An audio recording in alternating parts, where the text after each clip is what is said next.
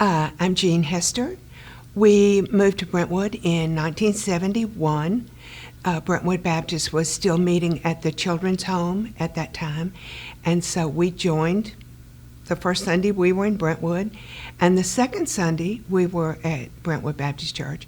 I taught my first adult class in the basement of the administration building there, and been teaching ever since.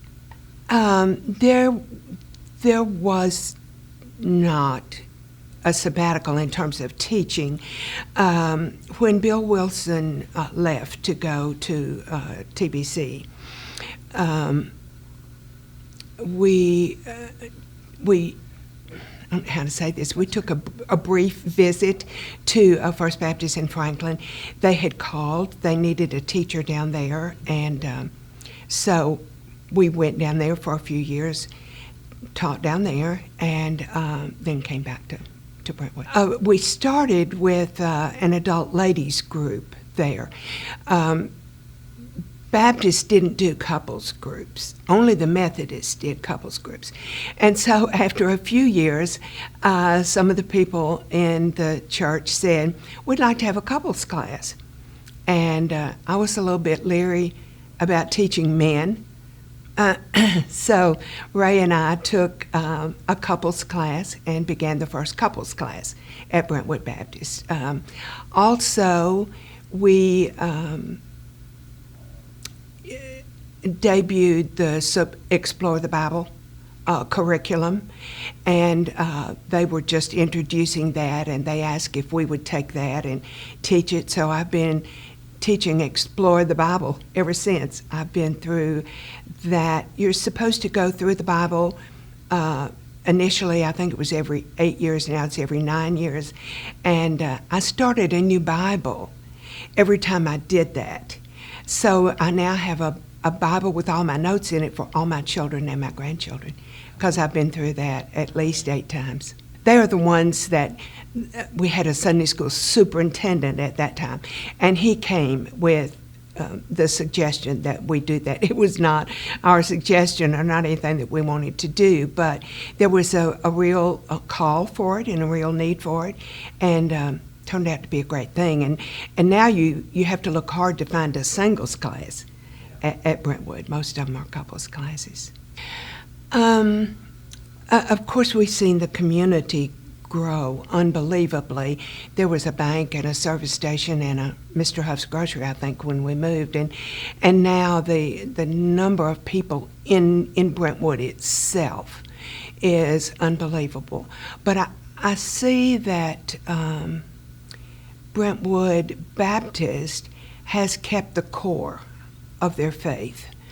Bill was so strong on missions and mission outreach, and of course that's what he left to do. That was his passion, and I think that's still in the DNA of Brentwood, with our understanding that we have enough buildings. We need to reach out, and we need to do other congregations, and so I'm happy to see that continue to evolve. It was difficult to find a prayer ministry in the U.S., so I began the research, contacting large churches all around the convention. What do you have? How does it work? How can we set it up? And so it was Bill's desire to have a dedicated prayer room with people coming to that prayer room to pray for the needs of the congregation and other needs that were called in 24/7. We were never able to get 24 off the ground, but we did start at 5 in the morning and go till 11 at night. And I need to say that one of the charter members was Joe Brantley. And Joe was the chairman of actually both building committees for that. And Joe traveled a lot, but he came to me and he said, give me the 5 o'clock in the morning. And I felt almost like that was Caleb saying, give me my mountain, you know. And Joe, till the time of his death, took that 5 o'clock time in the morning. Wow. Even after he was no longer able to come to the prayer room, he kept it at home. We took the request to him every week. And that's just the kind of faithfulness that Brentwood was founded on. And just so blessed to have that in our congregation. So we started the prayer ministry.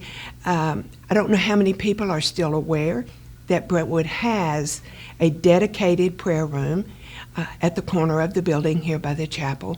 There are still people who come at designated times and pray for not just the needs of the church, but I think the prayer ministry has been most effective in reaching out to people all around the world. Calls that come in for prayer, and so there are programs, there are cards, there are notes that go out all over the world. One of the interesting things was when we began the ministry, we only had the designation 373 for, I don't know what you call your code. And so I wanted us to have PRAY 7729. So I called the man in our church who worked for Southern Bell and said, really would like to have that number. And he said, Gene, there are people that have had that number for years. They're not going to be willing to give up that number. And he said, let me give you another one. I said, really do want that number. So we'll just pray about it. Oh, my word, that was the wrong thing to say. So in a couple of weeks, I got a call from him, and he said, Gene, there's going to be a new number. It'll be 377. Do you want to have PRAY? So that's how we got the prayer room number. So just so many stories like that and interesting things like that about the prayer room. Wonderful.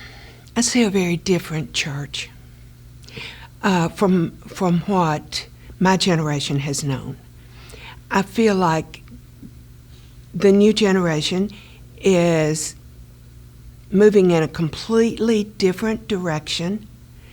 I don't see them tied as much to a local congregation as maybe small groups.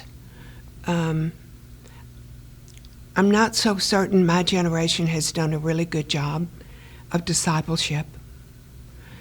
I pray that we have. I'm concerned that the next generation does not have the deep understanding of the Word of God and how that must govern your life. When we were first meeting at the children's home, it looked like a small-town Baptist church. We had our little choir. We had, we had our pews, and it was very traditional. When we moved to 409, that small town feel was still there in that the first building that we built was not a worship center, but a gymnasium. So we had a gymnasium during the week, and then on Sunday we had our little chairs lined up. Sunday night was the most fun fellowships that we had because everybody had to stack the chairs. We had to get all the chairs stacked up and moved, cleared the gym, and then there was roller skating and all of the other stuff that, was not your traditional Baptist church, but it was such a wonderful time of fellowship, the fellowship of the yellow chairs, we called it. And even our children learned to stack the hymn books, to clear the thing. It was a great time of fellowship. How would you like to have to grow up in front of 2,000 people? And that's what I saw evolving in Mike Glenn. A gradual assurance. I mean, this was where God had called him. This was what God had called him to do. And then the gradual acceptance. He was comfortable, and so we were comfortable with him and with his leadership. That's a kind of transition I think I saw. When we moved to Brentwood, We were in the subdivision that's directly behind the Methodist Church. The only other subdivision in town was Brenthaven, which was just beginning to develop at that time.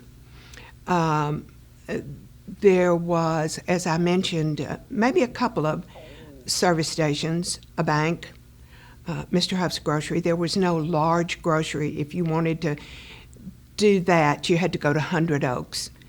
To see Franklin Road develop, I say frequently, I can't go to downtown Nashville anymore. I mean, it's just nothing like I remember Nashville being. But I can hardly go to downtown Brentwood anymore. It's developing at such a rapid pace. Our house backed up to Maryland Farms, which still had a racetrack and horses. And even though you couldn't see the fence behind our house, my 3-year-old son knew it was there. And if it was there, he was supposed to go over it. And every day, he would go over that fence to that racetrack. The fact that he was not killed on the racetrack at Maryland Farms is just a minor miracle. He had 8 red shirts. I dressed him in a red shirt every day so I could find him, so the horses could see him, coming down there. You don't need that, I'm sure, but that was just it was not uncommon to look up and see horses in my backyard, deer in my backyard. It was just still very much a country feeling, and now it's just, I feel like it's a very suburban area. I don't know how to describe Bill. He was one of a kind. He had a passion for people as well as a passion for missions. If you met Bill for very long, you were his new best friend. He tried to find out what your strengths were, how they could be plugged into the church. He wanted everybody to have a place. And yet, he was more concerned about people, I guess, than anything else. Down to earth, very Mississippi guy. Still refereed ball games every Friday night for a long, long time, high school ball games.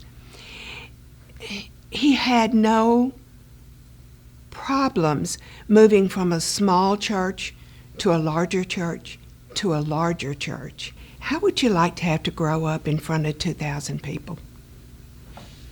And that's what I saw evolving in Mike Glenn. A gradual assurance. I mean, this was where God had called him.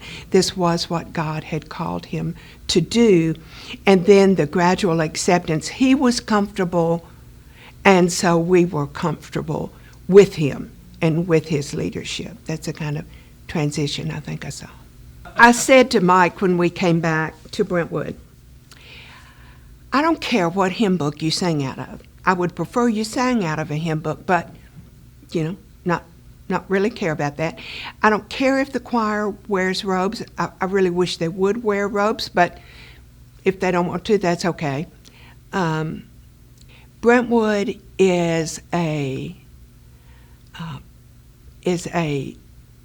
deep-rooted, Bible-believing Baptist church. They may drop the term Baptist, in years to come, as many of the organizations will. They will never move away from Bible-based. And, of course, that's where my strengths are, that's where my teaching is, and that's what I believe is so important.